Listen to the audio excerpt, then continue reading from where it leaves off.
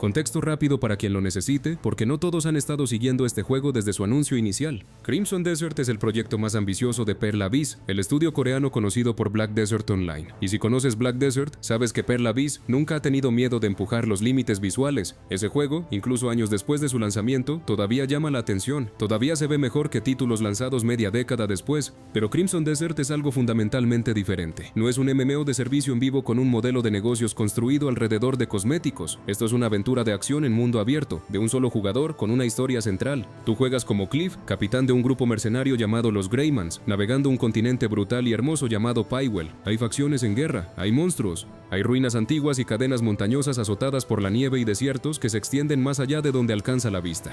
Es el tipo de mundo que pide ser explorado, y llega el 19 de marzo de 2026 en PC vía Steam, PlayStation 5, Xbox Series X y S y Mac. Ahora bien, aquí es donde la historia se pone interesante, porque cuando Pearl Abyss decidió hacer este juego, tomaron una decisión que definiría absolutamente todo, incluyendo por qué estamos teniendo esta conversación hoy. Decidieron no usar el motor de nadie más. Piensa por un momento en lo que esa decisión realmente significa. En el panorama actual del desarrollo de videojuegos, la gran mayoría de los estudios, incluso los gigantes con recursos casi ilimitados, licencian Unreal Engine. Es probado, está bien documentado, tiene un ecosistema masivo de herramientas y desarrolladores que saben exactamente cómo usarlo. Cuando licencias Unreal, recibes décadas de refinamiento en bandeja de plata. Te saltas la parte donde pasas años construyendo sistemas desde cero. Puedes enfocarte directamente en hacer el juego, pero Unreal tiene un costo que no aparece en ninguna factura. Tiene overhead generalista, porque cuando construyes un motor que necesita funcionar para todo tipo de juego, desde shooters en primera persona hasta simuladores de carreras hasta aventuras narrativas, lo construyes para ser flexible, y la flexibilidad tiene un precio en términos de rendimiento. Pearl Abyss miró esa ecuación y decidió que no quería pagarlo, así que construyeron el Black Space Engine desde cero, con un único propósito: hacer que Crimson Desert se vea y corra mejor de lo que cualquier cosa construida sobre un motor licenciado podría lograr.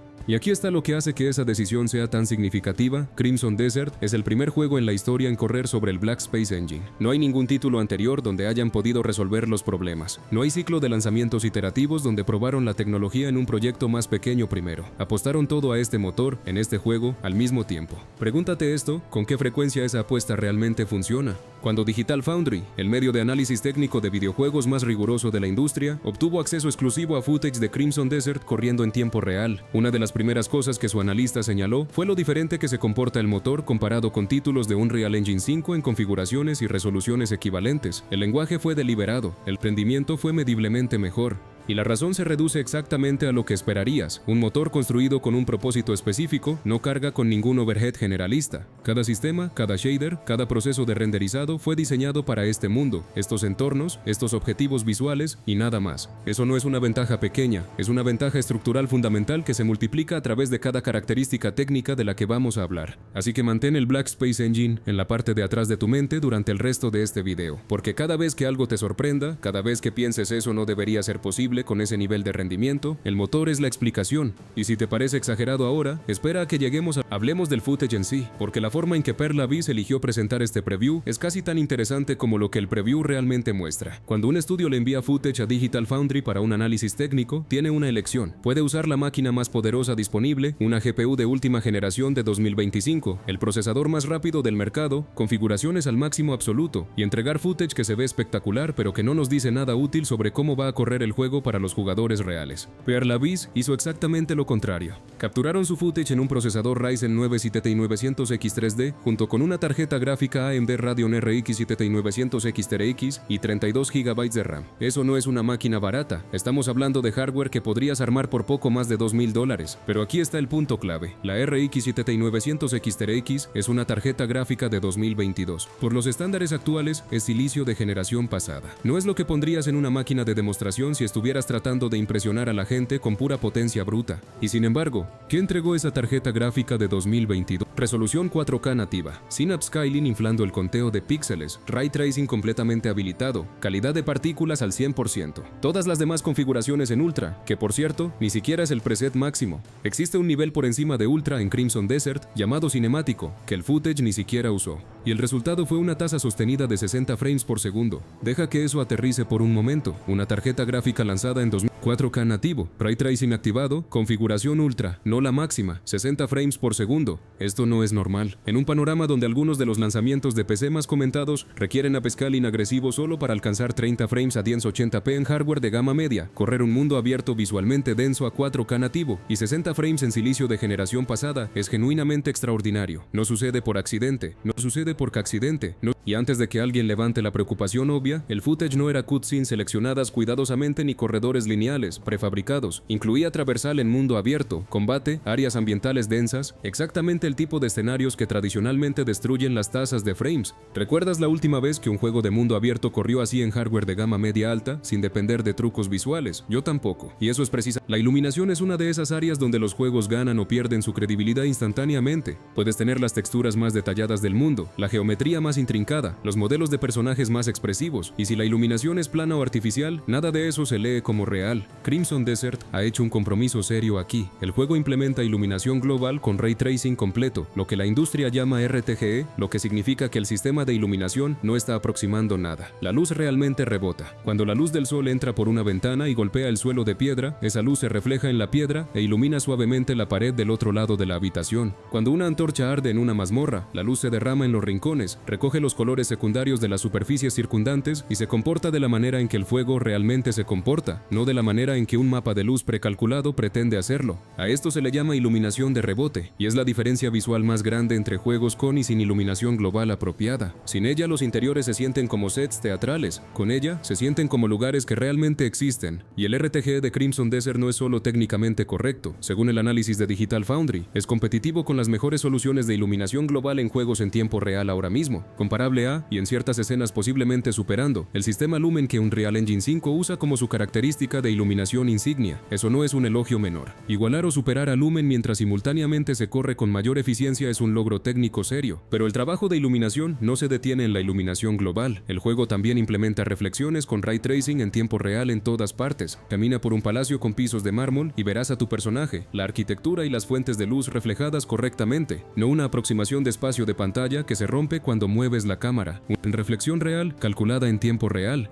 Ahora bien, aquí hay algo que vale la pena considerar, porque revela qué tan deliberado ha sido Pearl Abyss en estas decisiones. Muchos juegos que implementan iluminación global evitan cuidadosamente poner demasiadas superficies genuinamente reflectantes en sus mundos. ¿Por qué? Porque combinar RTGI difuso con reflexiones especulares de Ray Tracing es caro, muy caro. A menudo se trata como una elección de uno u otro. Crimson Desert no hace ese compromiso, tiene ambos, completamente, simultáneamente, y la máquina todavía alcanza 60 frames a 4K nativo. Y luego están las noches. Las noches en Crimson Desert son oscuras, no ligeramente más oscuras que el día. No todavía puedes ver todo claramente. Oscuras de verdad, el tipo de oscuridad donde las antorchas se convierten en herramientas de supervivencia, no solo en opciones estéticas. El tipo de oscuridad donde la forma en que la luz de una llama se derrama sobre la piedra circundante se convierte en algo que te detienes a apreciar, porque es todo lo que tienes. Se está haciendo una comparación con Dragon's Dogma 2, que, bien, hablemos del agua. Y sé que puede sonar extraño dedicarle una sección completa a esto, pero quédate conmigo, porque el agua en Crimson Desert es genuinamente uno de los sistemas más técnicamente ambiciosos de todo el paquete. El agua en los videojuegos siempre ha sido un truco, y con razón, simular física de fluidos real en tiempo real, a escala de juego, es extraordinariamente difícil. Entonces, en su lugar, los desarrolladores usan aproximaciones cada vez más sofisticadas. Texturas 2D con mapas normales para simular el movimiento de la superficie, desplazamiento basado en altura que hace que la superficie suba y baje, sistemas de partículas para salpicaduras y espuma en las orillas. Estas técnicas han mejorado enormemente. Algunas implementaciones modernas se ven hermosas en capturas de pantalla, pero tienen un techo, y ese techo se vuelve visible en el momento en que el agua necesita interactuar con algo, una roca en un río, una pendiente por la que fluye, un personaje moviéndose a través de ella. Cuando eso sucede, la ilusión se rompe, y de repente eres consciente de que estás mirando una textura, no un líquido. El agua de Crimson Desert no funciona de esa manera. El sistema es genuinamente volumétrico, lo que significa que el agua tiene grosor, tiene masa, tiene comportamiento derivado de simulación física en lugar de animación prediseñada. ¿Cómo se ve eso en la práctica? Se ve como un río que realmente rodea las rocas en lugar de atravesarlas. Se ve como agua que encuentra el camino de menor resistencia mientras fluye a través de terreno irregular, adaptando su comportamiento a la geometría específica de cada superficie en lugar de seguir un patrón de flujo preprogramado. Se ve como olas en una costa que tienen reflujo real, donde el agua retrocede cuando llega a la siguiente ola, creando el movimiento caótico y superpuesto que ves en una orilla real, en lugar del comportamiento sincronizado y en en bucle que ves en la mayoría de los juegos, y luego las reflexiones con ray tracing encima de todo eso, porque si vas a tener agua volumétricamente correcta con comportamiento de superficie, seamos prácticos por un momento, porque no todos los que están viendo esto tienen una máquina que puede alcanzar 4K nativo, y eso está perfectamente bien. La pregunta realista para la mayoría de los jugadores es ¿qué tan bien va a correr este juego en su hardware real? La buena noticia es que Perla B se ha asegurado de que, independientemente de si estás en Nvidia o AMD, estés cubierto con las tecnologías de upscaling más recientes y poderosas disponibles. Para los usuarios de Nvidia, DLSS 4 está confirmado para el lanzamiento, incluyendo Multi-Frame Generation. Multi-Frame Generation no solo interpola entre dos frames renderizados, genera múltiples frames adicionales entre cada frame renderizado, lo que puede aumentar dramáticamente la fluidez percibida cuando la GPU es el cuello de botella. Combinado con DLSS Ray Reconstruction, que toma el ruido introducido por el ray tracing y reconstruye una imagen más limpia usando inteligencia artificial, estás mirando una pila tecnológica que puede hacer que incluso el hardware Nvidia de gama media rinda muy por encima de lo esperado en Crimson Desert. Para los usuarios de AMD, FSR Redstone está confirmado, incluyendo la función Ray Regeneration. Ray Regeneration cumple el mismo propósito central que Ray Reconstruction, aborda el problema de ruido que viene con implementaciones complejas de ray tracing y entrega una imagen más limpia y estable. El hecho de que Crimson Desert lance como un título FSR Redstone completo es una señal significativa de que los jugadores de AMD no son una idea de último momento aquí. Entonces aquí está el panorama completo. Aquí es donde tengo que ser directo contigo, porque todo lo que hemos hablado hasta ahora ha sido sobre la versión de PC, el footage que Perla Biz proporcionó, el hardware en que corrió, las tecnologías que soporta, y el panorama de PC se ve genuinamente excelente.